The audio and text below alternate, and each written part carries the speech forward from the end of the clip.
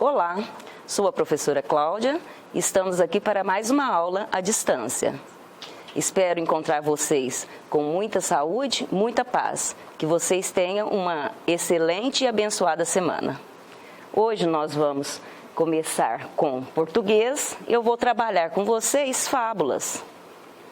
E depois nós vamos dar continuidade com a aula de ciências, ciclo da água.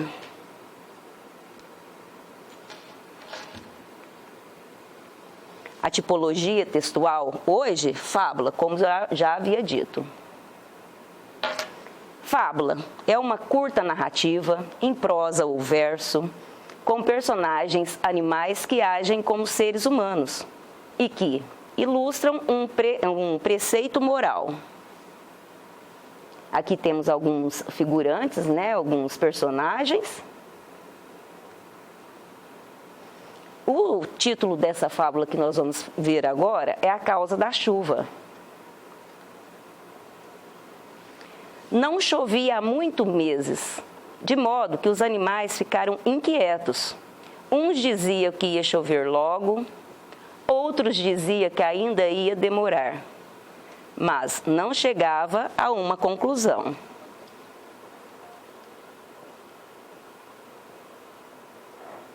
Aí, pensando. Chove só quando a água cai do telhado do meu galinheiro, esclareceu a galinha. Ora, que bobagem! Chove quando a água da lagoa começa a borbulhar suas gotinhas, disse o sapo dentro da lagoa. Como assim? Está visto que só chove quando as folhas das árvores começam a deixar cair as gotas de águas que tem dentro, disse a lebre. Cada um aí com a sua opinião. Nesse momento, começou a chover. Viram? O telhado do meu galinheiro está pingando.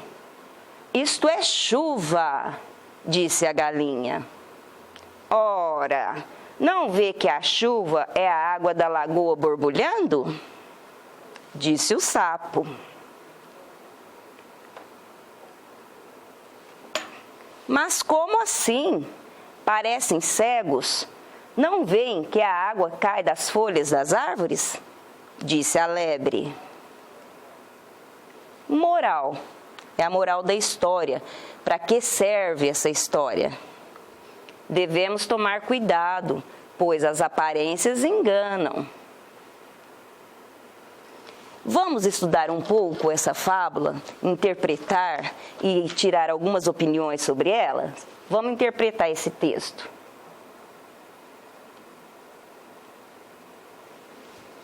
Qual é o ambiente que passa a fábula A Causa da Chuva? Vocês lembram que ambiente que era? Onde era? Essa fábula se passa em um circo, em um sítio ou na escola? Vamos pensar um pouquinho?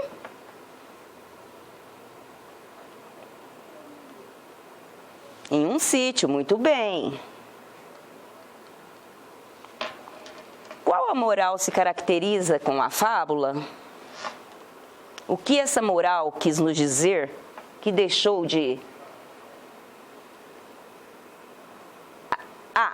Quem tudo quer, nada tem. Mais vale um pássaro na mão do que dois voando. Todas as opiniões estão erradas. Vamos pensar um pouquinho?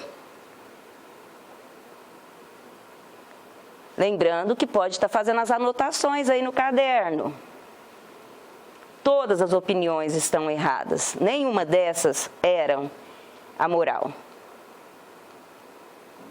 3. Qual seria a explicação para a causa da chuva? Por que a chuva acontecia?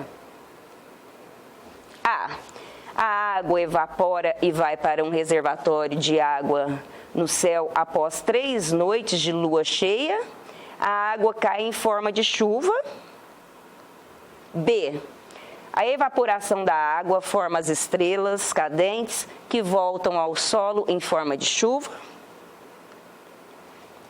Ou a C. A água evapora e formam as nuvens. O vento faz com que as nuvens se choquem e a água volta para o solo em forma de chuva. Vamos pensar um pouquinho? A alternativa correta é a C. Muito bem. Agora nós vamos trabalhar um pouquinho da gramática, né? Substantivo próprio aí. O que é substantivo próprio? O que quer dizer? Para que serve? É a palavra que designa seres individuais e específicos, particularizando-os dentro de sua espécie e distinguindo-os dos restantes. É escrito com letra inicial maiúscula. Lembre-se bem, se é próprio, nome próprio.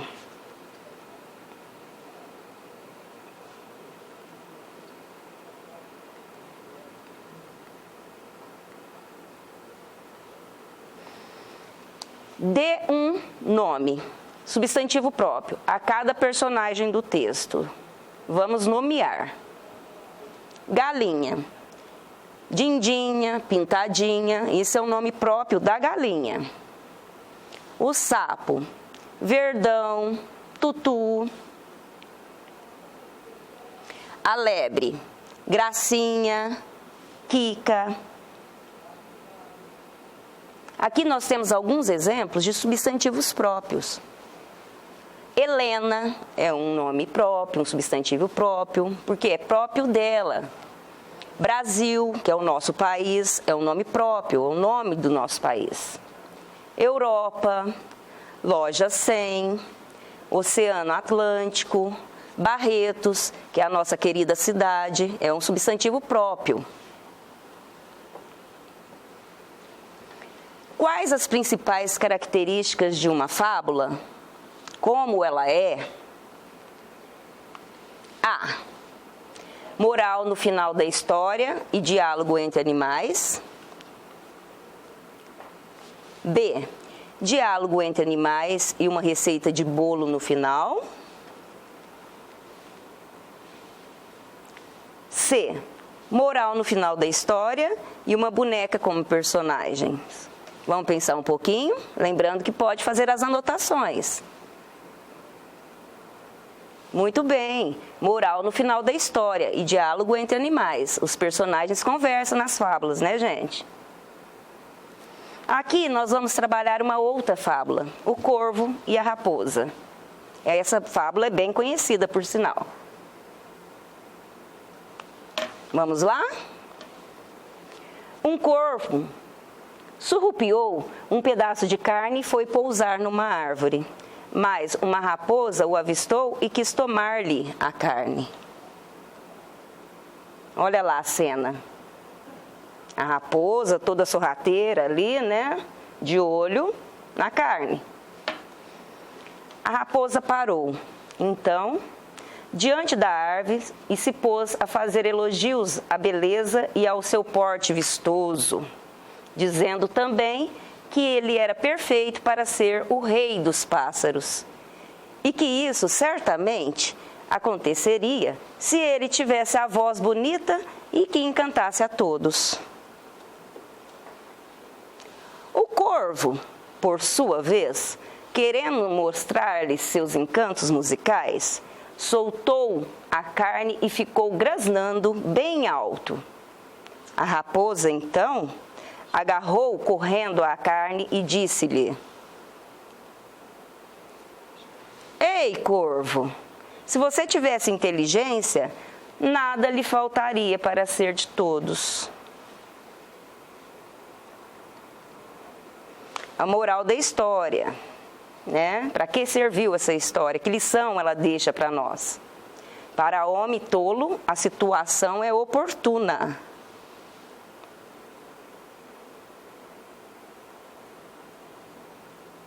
Gostaram dessa fábula? Vamos interpretar os textos, fazer algumas perguntas e questionamentos sobre a fábula? Quais a característica do corvo? Como ele é? Quando nós falamos em características, é como é. Ele é confiante e inocente. Lembre-se, nós estamos falando do corvo. Maldoso e ambicioso. Ou o corvo é inocente e maldoso? Vamos pensar um pouquinho, lembrando lá na fábula. Ele é confiante e inocente. Muito bem. Quais as características da raposa? Como a raposa é? A. Ela é astuta e inocente. B. Ela é maldosa e astuta. C. Ela é inocente e maldosa. Vamos pensar um pouquinho? Muito bem, ela é maldosa e astuta. Na verdade, ela queria passar o corvo para trás, não é mesmo? O que quer dizer tolo? Essa palavra tolo, o que quer dizer? Tolo é a pessoa que é inteligente? Tolo é feito de bobo? É quando a pessoa é feita de boba, ou quando fazemos alguém de bobo? Isso é ser tolo? Ou tolo é a pessoa que é trabalhador, esforçado? Vamos pensar?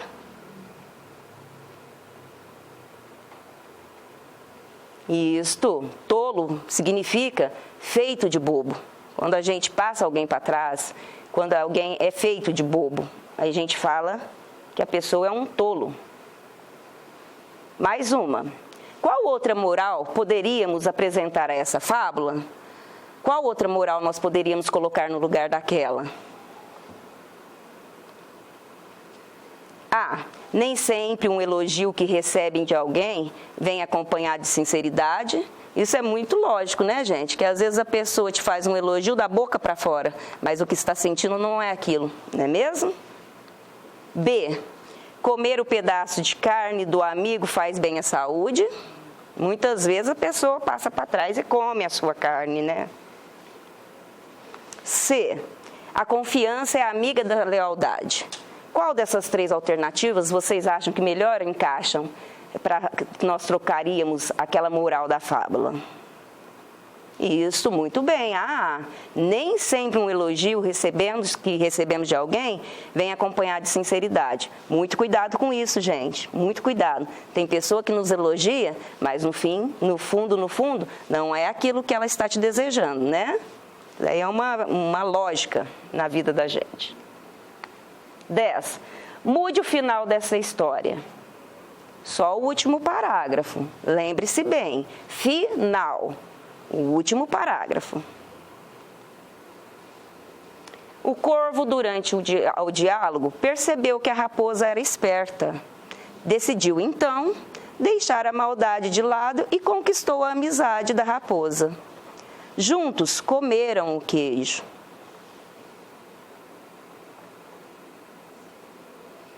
Lembrando que é para fazer uma modificação nesse último parágrafo.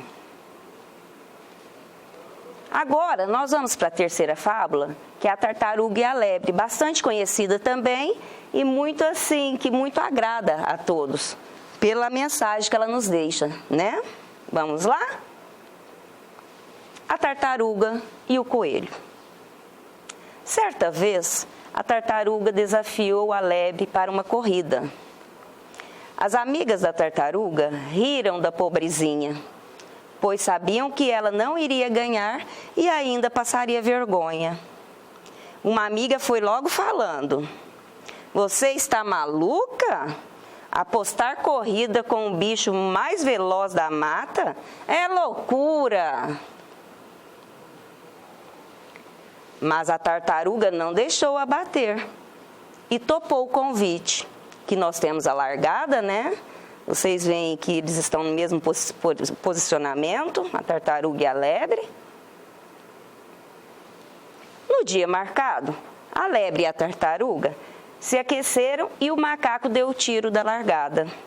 Sob aplausos das torcidas, começou a corrida do século.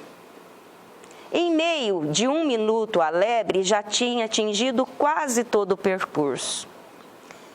O percurso da corrida resolveu tirar uma soneca e falou em tom de troça: "A tartaruga vai demorar uma vida para chegar aqui. vou tirar uma sonequinha e ainda chego em primeiro lugar. Desfazendo, né, gente? Lembrando bem, ela estava desfazendo. Só que aconteceu o que parecia ser impossível. A lebre dormiu tão profundamente que a tartaruga conseguiu ultrapassá-la e chegou em primeiro lugar.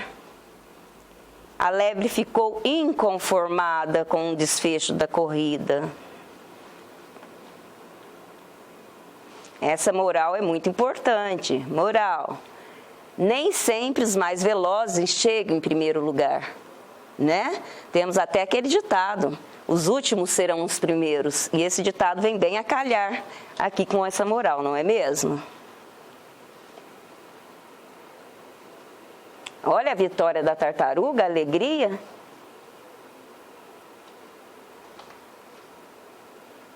Vamos trabalhar um pouco esse texto, fazendo interpretações e questionamentos sobre ele, sobre essa fábula.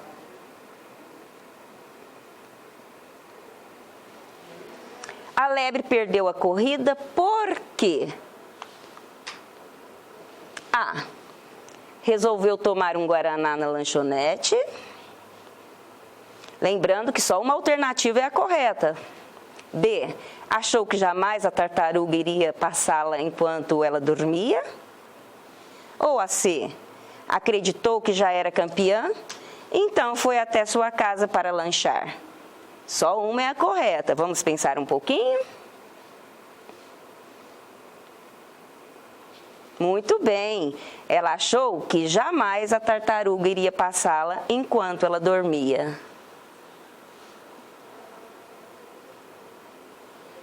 Quais os personagens da história? Aqui, com essa pergunta, eu quero saber quais os personagens participaram dessa fábula. A lebre, o macaco e a tartaruga. Lembrando bem, tinha lebre, macaco e tartaruga nessa fábula?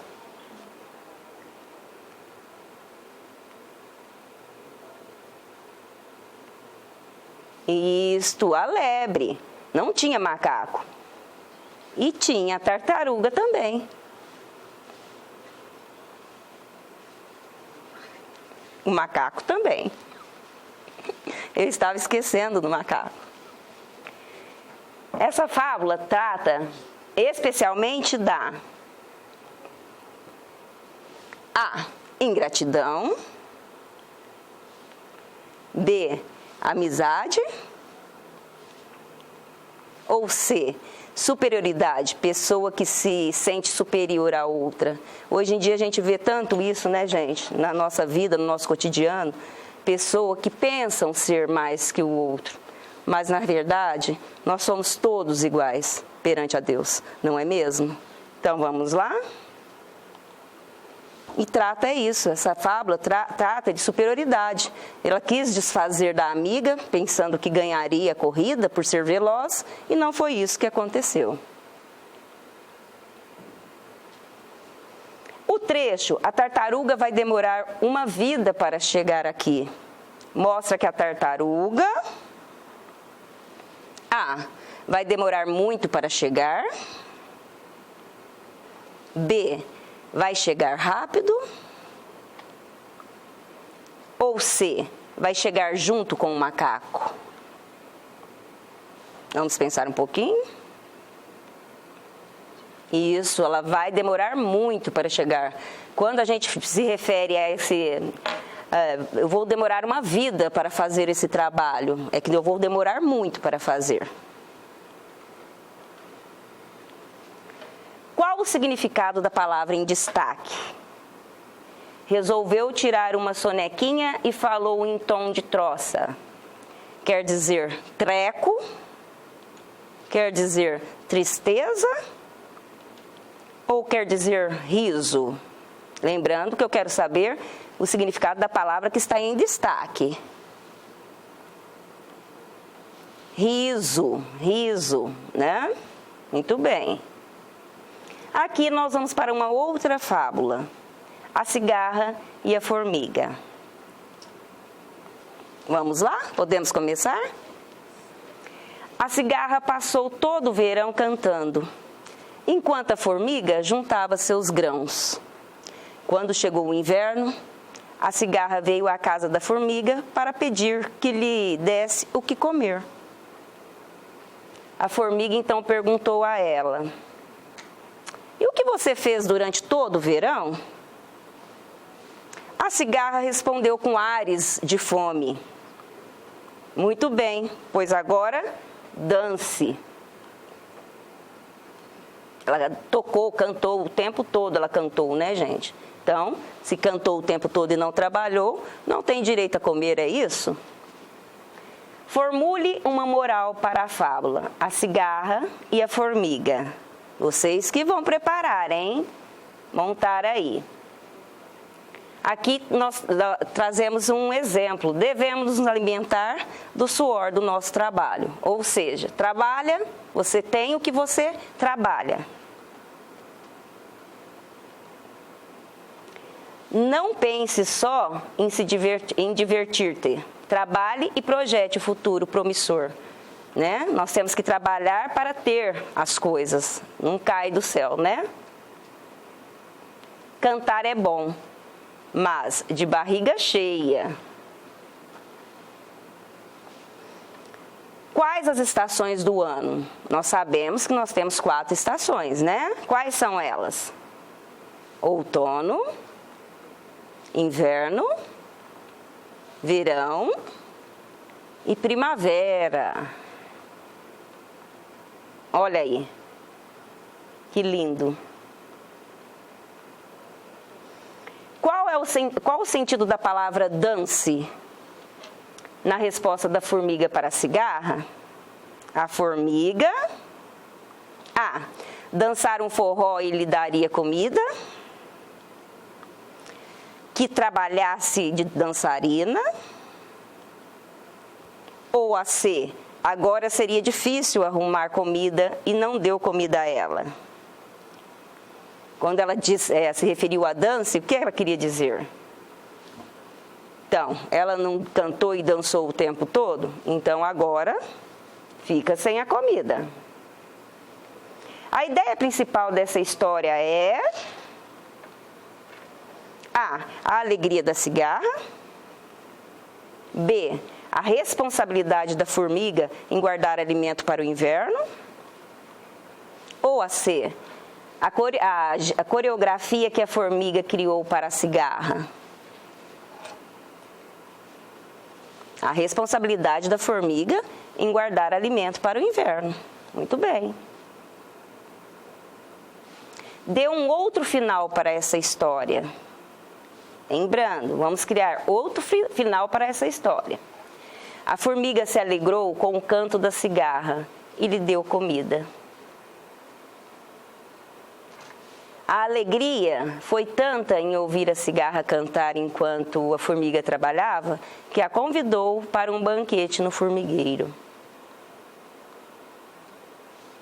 A cigarra percebeu o esforço da formiga e lhe ajudou na colheita de alimentos e juntas saborearam durante o inverno. Aí, no caso, as duas trabalharam, né? E as duas comeram juntos. Agora nós vamos para um pouquinho de conhecimento. Chuva. A chuva faz parte do ciclo da água da terra. No início do ciclo, a luz solar aquece a água na superfície do planeta. O calor faz a água evaporar, virar vapor, que se eleva no ar. À medida que esfria, o vapor volta ao estado líquido, em forma de gotículas.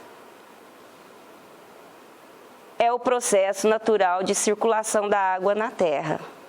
A água evapora de rios e lagos e volta para o céu, que é a atmosfera, chamamos esse processo.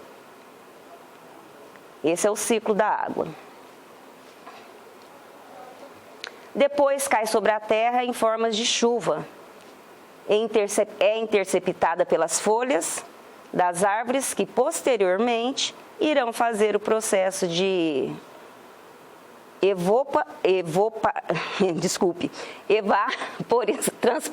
transpiração infiltra para o solo, escoa e abastece os rios, lagos e mares. Opa, estou engasgando, hein? Este ciclo, como o próprio nome faz pensar, é o movimento da água que ocorre todos os dias, um processo constante. A água é encontrada em 3 estados: líquido, gasoso e sólido. Aqui nós temos os 3. No ciclo hidrológico, a água passará de estado líquido para o gasoso, do gasoso para o líquido e do líquido para o sólido. Ou seja, seu estado irá se alterar de diferentes formas, com a ajuda do meio ambiente. Aqui nós temos as etapas do ciclo da água, né? Chove, cai na superfície da terra, evapora, chove, cai na superfície da terra, evapora. Este é o fenômeno denominado evaporação. O vapor da água esfria, se acumula na atmosfera e condensa na forma de gotículas, que formarão as nuvens e nevoeiros.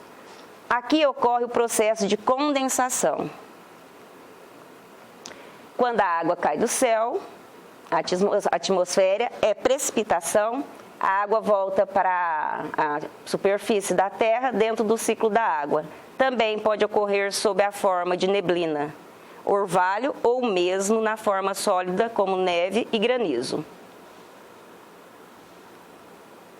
A maior parte da chuva pode nunca chegar ao chão.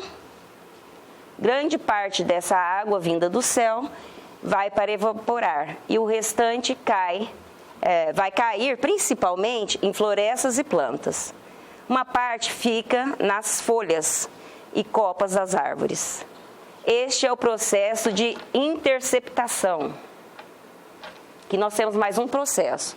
O solo, quando está impermeabilizado, vai contribuir para a infiltração da água, ou seja, a água se move para baixo e passa do solo para o subsolo. Assim, este é o processo de infiltração. Depois da infiltração, a água ainda continua se movendo até chegar no lençol freático, num fenômeno chamado percolação. E por último, mais ou menos importante, a água também vai escoar e abastecer os rios, lagos e mares, no processo chamado escoamento. Aqui nós temos o processo que é a condensação, a precipitação, a transpiração, infiltração e evaporação. Aqui em outra forma. Aqui nós temos testando os conhecimentos. Durante o ciclo da água, observamos a formação de nuvens, que ocorre graças à transformação do vapor de água em pequenas gotículas. Essa mudança do estado gasoso para o líquido é chamado de evaporação, solidificação ou precipitação? Precipitação, muito bem. Quando colocamos água no congelador no estado líquido, a água se transformará no estado A, permanecerá no estado líquido, transformará no estado sólido ou evaporará estado gasoso. Isso, nós vamos transformar em estado sólido, muito bem. E essa foi nossa aula de hoje. Até a próxima aula, essa aula é da EJA Fundamental 1, espero que todos tenham gostado. Muito obrigada.